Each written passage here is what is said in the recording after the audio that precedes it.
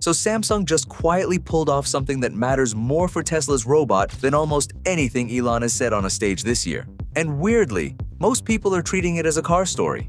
It isn't, not really. I've been tracking this AI5 chip since the spring, and the piece that landed a few days ago is the one that actually moves the needle on Optimus. So here's my plan. I'm going to walk you through what happened, what the numbers mean, and why I think this is the moment the humanoid robot dream stopped being a demo and started looking like a product. If you like getting the full picture instead of just a headline, go ahead and tap subscribe right now, because I'm following this whole chip saga from AI5 all the way to the stuff that ends up in orbit, and you really don't want to jump in halfway. Okay, let's get into it. What just happened?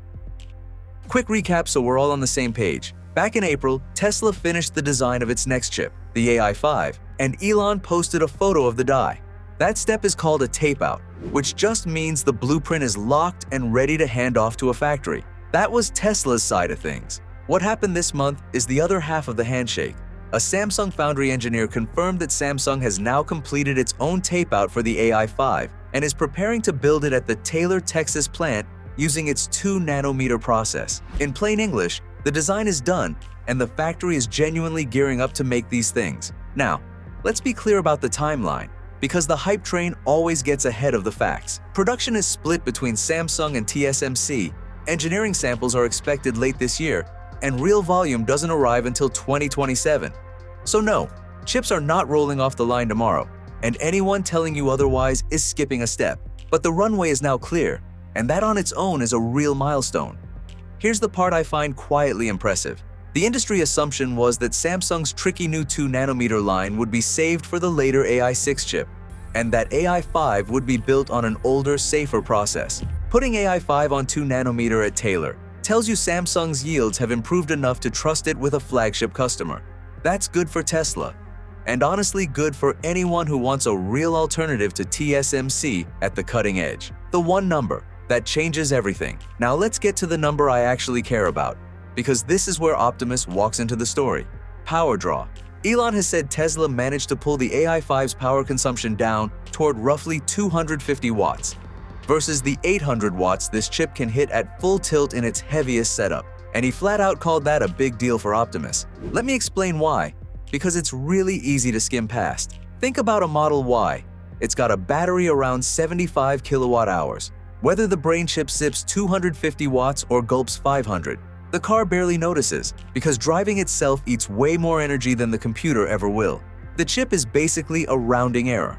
Now take that exact same chip and drop it inside Optimus. The robot runs on a battery of only about 2.3 kilowatt hours. That is more than 30 times smaller than the car. Suddenly, the computer isn't a rounding error at all. It's one of the hungriest things on board. Here's the math that makes it click. Optimus draws somewhere between 100 watts just standing around and 500 watts while it's walking. Now imagine bolting a power-hungry 500 or 800 watt chip into that body. You could burn through the entire battery in a couple of hours, and you'd be starving the motors that actually let the thing move. Cut the chip down to 250 watts, and you've handed a huge chunk of that battery back to the robot's arms and legs. That is the difference between a robot that taps out before lunch and a robot that can work a full shift. For a machine whose whole pitch is doing real jobs in factories and warehouses, all-day uptime isn't a nice-to-have. It's the entire ballgame. And that's why I keep saying, this is really an Optimus story wearing a car chip's clothes. Why a robot needs more brain than a car. You might be wondering why a robot even needs a chip this beefy in the first place.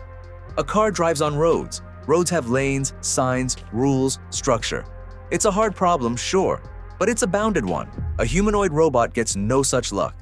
It has to reach into a messy bin, grab an oddly shaped part, keep its balance on an uneven floor, and react in real time when something moves that it didn't expect. Every one of those things is happening at once, with no lane markings to lean on. That is a monstrously harder computing job than staying between two white lines, and it all has to happen on the robot itself, instantly, without phoning home to a data center. So Tesla did something clever with the AI5.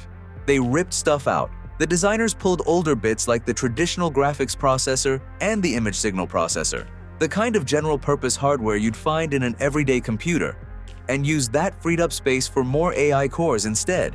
The whole chip is tuned to run Tesla's own neural networks, and basically nothing else. Elon's line was that they wouldn't use any other chip in their cars and robots, even if it were free.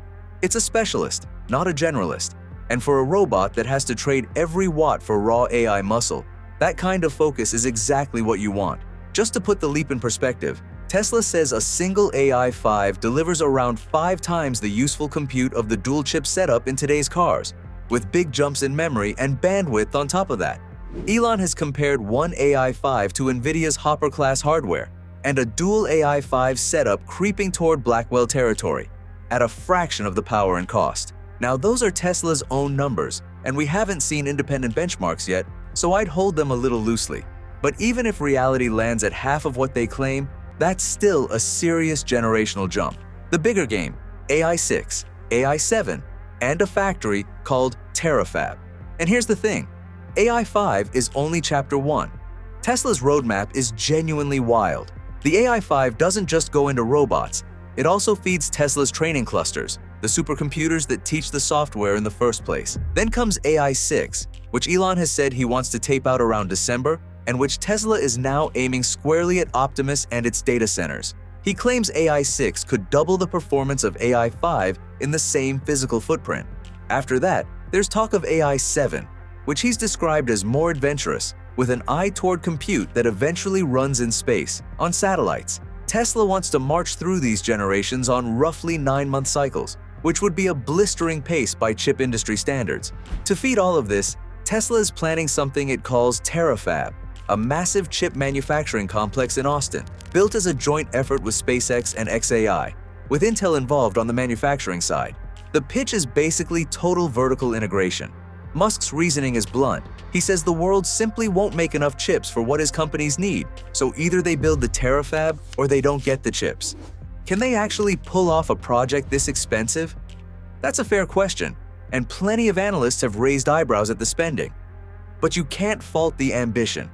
Owning the whole stack, from the silicon to the software to the robot, is the thing that could let Tesla move faster and cheaper than anybody else in this race. Personally, I think that vertical integration is their most underrated advantage by a mile. A quick detour, the Cybercab trick.